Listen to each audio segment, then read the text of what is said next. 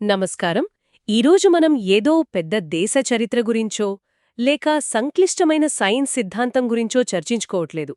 కేవలం ఒకే ఒక్క సంఘటన, ఒక పుస్తకంలోని కొన్ని పేజీల నుంచి మనల్ని కదిలించిన ఒక కథ గురించి లోతుగా మాట్లాడుకోబోతున్నాం. అవును. ఈ కథ మనల్ని 100 సంవత్సరాలకు పైగా వెనక్కి తీసుకెళ్తుంది. కడప జిల్లా జమ్మలమడుగు ప్రాంతంలోని నెమ్మలదిన్నె అనే ఒక చిన్న పల్లెటూరికి. ఈ కథ యొక్క ప్రాముఖ్యత, దానిలోని తీవ్రతను అర్థం చేసుకోవాలంటే మనం ఖచ్చితంగా ఆ కాలంలోకి, ఆ మట్టిలోకి వెళ్ళాలి. ఆ రోజుల్లో నెమ్మలదిన్నెలాంటి గ్రామాల్లో దళితుల పరిస్థితి ఊహించుకోవడం కూడా చాలా కష్టం. అవును, ఆ నేపథ్యం లేకుండా ఈ కథకు ప్రాణముండదసలు.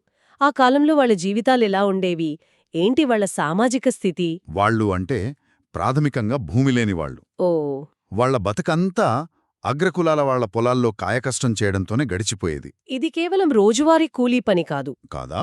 కాదు, ఇది తరతరాలుగా కొనసాగే ఒక బంధం. దీనికి మూలం అప్పు. అప్పు. అప్పు అనేది అక్కడ కేవలం డబ్బు వ్యవహారం కాదు, అదొక ఊబి. ఒక తరం తీసుకున్న చిన్న అప్పు వాళ్ల పిల్లలు, ఆ పిల్లల పిల్లలు కూడా తీర్చలేని బానిసత్వ సంకెళ్లుగా మారేదన్నమాట. అంటే వాళ్ల శ్రమకు విలువే ఉండేది కాదనమాట. అస్సలుండేది కాదు. వాళ్ల మాటకు గౌరవం ఉండేది కాదు. వాళ్లు కేవలం పనిముట్లుగా బతికారు. అంటే ఆ అప్పు వాళ్లను ఆర్థికంగానే కాదు, మానసికంగా కూడా పూర్తిగా బానిసలుగా మార్చేసింది. ఖచ్చితంగా. అలాంటి ఒక నిశ్శబ్దమైన, నిస్సహాయమైన వాతావరణంలో ఒక చిన్న మార్పు మొదలైంది. అదే క్రైస్తవ మతం. కొంతమంది దళితులు క్రైస్తవ్యాన్ని స్వీకరించారు. మరి ఇది కేవలం వాళ్లు దేవుడిని మార్చుకోవటమేనా, లేక వాళ్ల జీవితాల్లో అంతకంటే పెద్ద మార్పులకు దారితీసిందా? అది కేవలం మతమార్పిడి కాదు, అస్సలు కాదు. అదొక సామాజిక విప్లవానికి నాంది అని చెప్పాలి. ఓ, ఆ మార్పు వాళ్ల జీవితాల్లోకి ఒక కొత్త చలనాన్ని, మనం ఇంగ్లీష్లో మొబిలిటీ అంటామే, దాన్ని తీసుకొచ్చింది. మొదటిసారిగా వాళ్లు సమానంగా ఒకచోట చేరడం మొదలుపెట్టారు. అంటే చర్చిలో? చర్చిలో అందరితో పాటు కలిసి కూర్చున్నారు, ప్రార్థనలు చేశారు, కొద్దిగా చదవడం, రాయడం నేర్చుకున్నారు. ఇవన్నీ బయటనుంచి చూస్తే చాలా చిన్న విషయాలుగా అనిపించొచ్చు. కానీ తరతరాలుగా తలదించుకుని నోరు మెదపకుండా బతికిన ఒక సమాజానికి ఇది వాళ్ల ఉనికిని చాటుకోవడానికి, మనిషిగా నిలబడటానికి దొరికిన ఒక అవకాశం. తమకంటూ ఒక గుర్తింపు దొరికినట్టు ఫీలయ్యుంటారు. అవును, తమకంటూ ఒక సంఘం, ఒక గుర్తింపు ఉన్నాయని వాళ్లు భావించడం మొదలుపెట్టారు. ఈ కొత్త చలనం, ఈ ఆత్మగౌరవం వాళ్లకొక కొత్త ఊపిరిని ఇచ్చి ఉంటుంది. కాని దీని చూస్తున్న ఊరిలోని అగ్రకులాలవారు ఎలా స్పందించుంటారు? వాళ్ల దృష్టిలో ఇది ఎలా? వాళ్లకది అస్సలు జీర్ణం కాలేదు. వాళ్ల దృష్టిలో ఇది తిరుగుబాటు. తిరుగుబాటా? అవును. తరతరాలుగా వాళ్లు చూస్తున్న సామాజిక వ్యవస్థ కూలిపోతున్నట్టు అనిపించింది. మన కాళ్ల కింద పనిచేసేవాళ్లు ఇప్పుడు తలెత్తుతారా, మనతో సమానంగా కూర్చుంటారా అనే కోపం, అహంకారం పెరిగిపోయింది. ఆ అణిచివేత భావజాలానికి, ఈ కొత్త ఆత్మగౌరవ చైతన్యానికి మధ్య సంఘర్షణ మొదలైంది. ఆ సంఘర్షణే మనం ఈరోజు మాట్లాడుకోబోయే ఆ కీలకమైన సంఘటనకు దారితీసింది. ఇక కథలోకి వెళ్దాం. ఆ పెరిగిపోయిన కోపం ఒకరోజు కట్టలు తెంచుకుంది. నెమ్మలదిన్నెలో అగ్రకులాల వాళ్లు ఒక మాలా క్రైస్తవుడిని పట్టుకున్నారు. ఎందుకు పట్టుకున్నారో కారణం కూడా ముఖ్యం కాదు. వాళ్ల అధికారాన్ని ప్రదర్శించడం ముఖ్యం. కరెక్ట్. అతని ఈడ్చుకెళ్లి ఊరి మధ్యలో అందరూ చూస్తుండగా ఒక పెద్ద చెట్టుకు తాళ్లతో బిగిచి కట్టేశారు. ఇది రహస్యంగా చేసిన పని కాదు, అందరికీ ఒక హెచ్చరిక ఇవ్వాలనే ఉద్దేశంతో బహిరంగంగా చేశారు. అంటే అదొక ప్రదర్శన అన్నమాట. ఒక ప్రదర్శన, ఒక సందేశం. మొత్తం దళిత సమాజానికి ఒక భయంకరమైన సందేశం. చూసారా, మీరు హద్దులు దాటితే మీ అందరి గతి కూడా ఇదే అని చెప్పకనే చెప్పడం. వారిలో వస్తున్న మార్పును మొగ్గలోనే తుంచివేయడానికి. అవును, అదొక పాశవిక ప్రయత్నం. అతని అరుపులు, ఆ ఆర్తనాదాలు, ఆ దారుణాన్ని ఆపలేని నిస్సహాయత ఊరంతా అలుముకుంది. ఆ భయం. కాని ఆ భయంలోంచే, ఆ చీకట్లోంచే ఒక చిన్న ఆశాకిరణం పుట్టుకొచ్చింది. అదే కథలో కీలకమైన మలుపు. ఆ రోజు వాళ్లు భయంతో కుంచుకుపోయి ఉంటే బహుశా ఈ కథ ఇక్కడే ముగిసిపోయేది. మనం దీని గురించి మాట్లాడుకునేవాళ్లం కూడా కాదు. కాని అలా జరగలేదు. ఆ దళిత సమాజంలోని కొంతమంది పెద్దలు, కొందరు యువకులు కలిసి ఒక సాహసోపేతమైన నిర్ణయం తీసుకున్నారు. ఇక మౌనంగా ఉండకూడదని అక్కడ్నుండి జమ్మలమడుగుకు పరుగుపెట్టారు. జమ్మలమడుగు అప్పట్లో ఒక మిషన్ స్టేషన్ కదా? అవును, ఆ ప్రాంతంలో క్రైస్తవులకు ఒక కేంద్రంగా ఉండేది. వాళ్ళక్కడికి పరుగు పరుగున వెళ్ళి అయ్యా మనోణ్ణి చెట్టుకి కట్టి చంపేస్తున్నారు రండి కాపాడండి అని వేడుకున్నారు. ఆ క్షణంలో వాళ్ళు కేవలం సహాయం కోసం పరిగెత్తలేదు. వాళ్ళు ఒక కొత్త నమ్మకం వైపు పరిగెత్తారు. అవును. అప్పటిదాకా వాళ్ల మొర వినేవాళ్లు లేరు. కాని ఇప్పుడు తమను ఆదుకునే శక్తి ఒకటి ఉందని ఆ ఆశతో పరిగెత్తారు. ఆ పరుగు వాళ్ల బానిసత్వం నుండి విముక్తివైపు వేసిన మొదటి అడుగు. వాళ్ల ఆశ వృధాపోలేదు. కొద్దిసేపటికి నెమ్మలదిన్నే గ్రామ పొలిమేరల్లో ఒక శబ్దం, గుర్రం డెక్కల శబ్దం వినిపించడం మొదలైంది. ఆ శబ్దం నెమ్మదిగా, స్థిరంగా దగ్గరవుతూంది. ఊరివైపు ఒక గుర్రం మీద ఒక వ్యక్తి వేడంగా వస్తున్నాడు. ఒక మిషనరీ. అతని ముఖంలో కోపం లేదు, కసి లేదు, కాలి అన్యాయాన్ని ఎదిరించడం కోసం మండే ఒక తేజస్సు, ఒక నిశ్చయమైన ధైర్యమున్నాయి. అసలు ఆ రోజుల్లో ఒక బయటి వ్యక్తి, అందులోనూ ఒక విదేశీయుడు ఇలాంటి విషయంలో జోక్యం చేసుకోవడం, అది ఊహించలేని విషయం. ఎంత అసాధారణం! అది కేవలం అసాధారణం కాదు, దాదాపు అసాధ్యం. ఆ రాకతోనే అప్పటి అధికార సమీకరణాలు తలకిందులయ్యాయి. ఎలా అంటే చూడండి, ఊరిలో కులాల మధ్య గొడవలు వాళ్లకు మామూలే, అది వాళ్ల అంతర్గత విషయం. కాని ఒక బయటి శక్తి, అందులోనూ పరోక్షంగా బ్రిటిష్ ప్రభుత్వంతో సంబంధమున్న ఒక మిషనరీ జోక్యం చేసుకోవడమనేది ఆట నియమాలను పూర్తిగా మార్చేయడం లాంటిది. ఓకే. ఆ ఒక్క రాకతో ఇది కేవలం నెమ్మలదిన్నే గొడవ కాదని, అంతకు మించినది అని ఒక సంకేతం వెళ్ళింది. ఆ మిషనరీ గుర్రం దిగలేదు.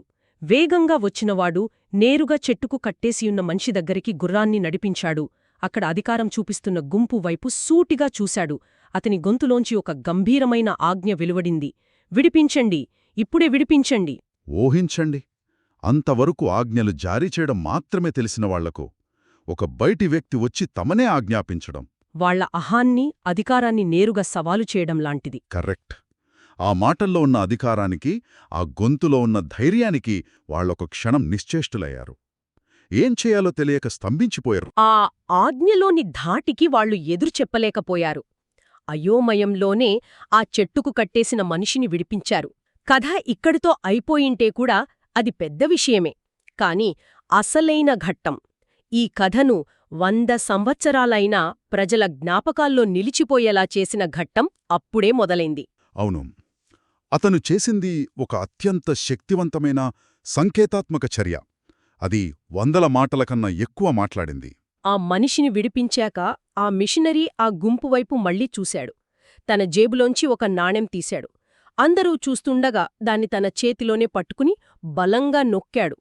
క్షణాల్లో ఆ గట్టి నాణెం అతని చేతిలో వంకర తిరిగిపోయింది. ఆ దృశ్యం చూసి ఊరిలో ఒక్కసారిగా పూర్తి నిశ్శబ్దం అలుముకుంది. గాలి కూడా ఆగిపోయినంత నిశ్శబ్దం. ఆ తర్వాత ఆ వంచిన నాణెన్ని వాళ్లవైపు విసిరి చాలా స్పష్టంగా ప్రతి పదం నొక్కి పలుకుతూ ఇలా అన్నాడు: ఇవాళ వీళ్లు నా వాళ్లు. ఈ నాణెం మళ్ళీ సరిగ్గా చేసుకుని జమ్మలమడుగులో నాకు ఎదురుగా రావాలి. ఆ మాటలు, ఆ చర్య, వాటి లోతైన అర్థాన్ని మనం విశ్లేషించాలి. అది కేవలం ఒక బెదిరింపు కాదు. కాదా? కాదు. దాని వెనక 2 శక్తివంతమైన సందేశాలున్నాయి. మొదటిది, అక్కడ భయంతో నిస్సహాయంగా నిలబడి ఉన్న దళితుల కోసం వాళ్లకతనిస్తున్న సందేశం: మీరు ఒంటరివాళ్లు కాదు. ఓ. ఆ క్షణం వరకు అనాథులుగా భావించిన వారికి అది ఒక కొండంత భరోసా. మా వెనక ఒకరున్నారు అనే ధైర్యం వాళ్లలో కలిగిన చారిత్రక క్షణమది. ఇక 2 సందేశం, అక్కడ అధికారాన్ని చలాయిస్తున్న అగ్రకులాల వారికి అది ఒక స్పష్టమైన హెచ్చరిక కదా? ఖచ్చితంగా. ఒక హెచ్చరిక, ఒక సవాలు. వంచిన నాణ్యాన్ని మళ్లిచ్చేత్తో సరిచేయడం ఎంత అసాధ్యమో, ఇకపై ఈ మనుషుల్ని మునుపటిలా అణచివేయడం కూడా అంతే అసాధ్యమని చెప్పకనే చెప్పాడు. అంటే ఆ నాణెం వాళ్ళ అహంకారానికి ప్రతీక. అవును. దాన్ని వంచడం ద్వారా మీ అధికారాన్ని కూడా ఇలాగే వంచగలను, సవాలు చేయగలనని అతను నిరూపించాడు. ఆ చివరి మాట, జమ్మలమడుగులో నాకెదురుగా రావాలి అనడంలో ఉన్న ప్రత్యేకత ఏమిటి? ఊరిలోనే తేల్చుకుందాం అనలేదు. అదే అందులోని తెలివి. ఊరిలో తేల్చుకుందామంటే అది మళ్ళీ వాళ్ల బలమున్న చోట గొడవపడటమే అవుతుంది. జమ్మలమడుగుకు రండి అనడం ద్వారా అతను ఈ గొడవను పై స్థాయికి తీసుకెళ్తున్నాడు. కరెక్ట్. ఒక చట్టపరమైన అధికారిక స్థాయికి. జమ్మలమడుగులో మిషనుముంది, చట్టముంది. ఇది మీ ఊరి గొడవ కాదు, ఇది న్యాయం ముందు తేల్చుకోవాల్సిన విషయం. దానికి నేను సిద్ధం, మీరు సిద్ధమా అని సవాలు విసరడం అది. ఆ మిషనరీ వెళ్ళిపోయాక ఆ ఊర్లో వాతావరణం ఎలా మారి ఉంటుంది, ముఖ్యంగా ఆ దళిత వాడలో ఆ రాత్రి? అది ఊహించడానికే రోమాలు నిక్కబొడుచుకుంటాయి. బహుశా వందల సంవత్సరాలలో మొదటిసారి ఆ రాత్రి వాళ్లు భయంతో కాదు, ఒక కొత్త ఆశతో, ఒక కొత్త ధైర్యంతో నిద్రపోయుంటారు. వాళ్ల సంభాషణలన్నీ ఆ ఒక్క వ్యక్తి గురించే ఉండి ఉంటాయి. అవును. చూశావా వాడు ఎలా వచ్చాడో, గుర్రం మీద, వాళ్ల కళ్లలోకి ఎలా సూటిగా చూశాడో. ఈ మాటలు వాళ్లకు కొత్త బలాన్నిచ్చాయి. ఆ రాత్రి వాళ్లు బానిసల్లా నిద్రపోలేదు. మరి అవతలి వర్గం, అగ్రకులాల వాళ్ళు, వాళ్ల అహం దెబ్బతిన్న తర్వాత ఊరుకున్నారా? ప్రయత్నించే ఉంటారు. కాని ఆ జమ్మలమడుగు అనే మాట వాళ్లను భయపెట్టింది. ఆ రోజుల్లో ఒక మిషనరీతో గొడవ పెట్టుకోవడమంటే ప్రభుత్వంతో పెట్టుకోవడంతో సమానం. అవును. అది వాళ్లకు అనవసరమైన తలనొప్పి. పైగా నాణెం వంచిన ఆ వ్యక్తి యొక్క ధైర్యం, అతని వెనుక ఉన్న వ్యవస్థాగత బలం వాళ్లను వెనక్కి తగ్గించాయి. భౌతిక బలం కంటే ఆ నైతిక బలమే వాళ్లను ఓడించింది. అందుకే ఈ ఒక్క సంఘటన ఆ సమాజంపై ఒక శాశ్వతమైన ముద్ర వేసింది.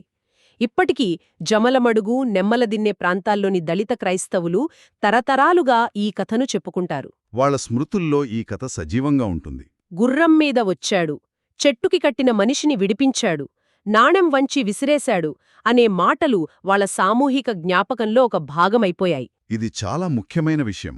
వాళ్లు దీన్ని ఒక అద్భుతంలాగా గుర్తుపెట్టుకోలేదు. వాళ్లకా రోజు ఒక చారిత్రకమైన రోజు.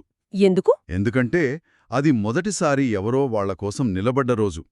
అప్పటివరకు వాళ్ల జీవితంలో అన్యాయం జరిగినప్పుడు మౌనంగా భరించడమే వాళ్లకు తెలుసు. కాని ఆ రోజు ఒకరొచ్చి వాళ్ల పక్షాన నిలబడ్డారు. అది ఒక వ్యక్తిని కాపాడటం గురించి కాదు. కాదు, ఇది ఒక సమాజానికి ఆత్మగౌరవాన్ని తిరిగి ఇవ్వడం గురించి. ఆ ఒక్క చర్య వాళ్లలో బానిస సంఖ్యలను తెంచడానికి కావలసిన మానసిక ధైర్యాన్ని నింపింది. ఈ రోజు మనం చర్చించుకున్న ఈ కథలో ఒక తెలియని మిషనరీ చేసిన ఒకే ఒక్క సాహసోపేతమైన చర్య ఒక సమాజానికి విముక్తికి తొలి అడుగెలా అయ్యిందో చూసాం. మాటలకన్నా చేతలు ఎంత శక్తివంతమైనవో. నిజమే. ఇది కేవలం ఒక చారిత్రక సంఘటన కాదు. వర్తమానానికి కూడా ఇది ఎంతో స్ఫూర్తినిస్తుంది. అన్యాయాన్ని ఎదిరించడానికి అవసరమైన వ్యక్తిగత ధైర్యం యొక్క శక్తికి ఇదొక నిలువెత్తు నిదర్శనం. మార్పు ఎప్పుడూ పెద్ద పెద్ద ఉద్యమాలతోనే రానవసరం లేదు. లేదు. ఒక్కోసారి ఒకే ఒక్క సరైన వ్యక్తి సరైన సమయంలో సరైన చోట ధైర్యంగా నిలబడడంతో మొదలవుతుంది. ఈ కథ విన్న తర్వాత మనందరి మదిలో ఒక ప్రశ్న మిగిలిపోతోంది. మనకు ఈ కథలో ఆ మిషనరీ ఏం చేశాడో తెలుసు, కాని అతని ఎవరో, అతని పేరేంటో మనకు తెలియదు. ఒక్కసారి ఆలోచిస్తే, గుర్రం మీద ఒంటరిగా ఒక శత్రుత్వంతో రగిలిపోతున్న గ్రామంలోకి వెళ్లడానికి, ఒక వ్యవస్థను సవాలు చేయడానికి ఒక వ్యక్తికి ఎలాంటి నమ్మకముండాలి, ఎలాంటి ధైర్యం కావాలి? ఆ నాణ్యం వంచే ముందు క్షణంలో అతని మనసులో ఏం జరిగి ఉంటుంది? ఈ ప్రశ్నతో ఈరోజు చర్చను ముగిద్దాం. ఆలోచిస్తూ ఉండండి.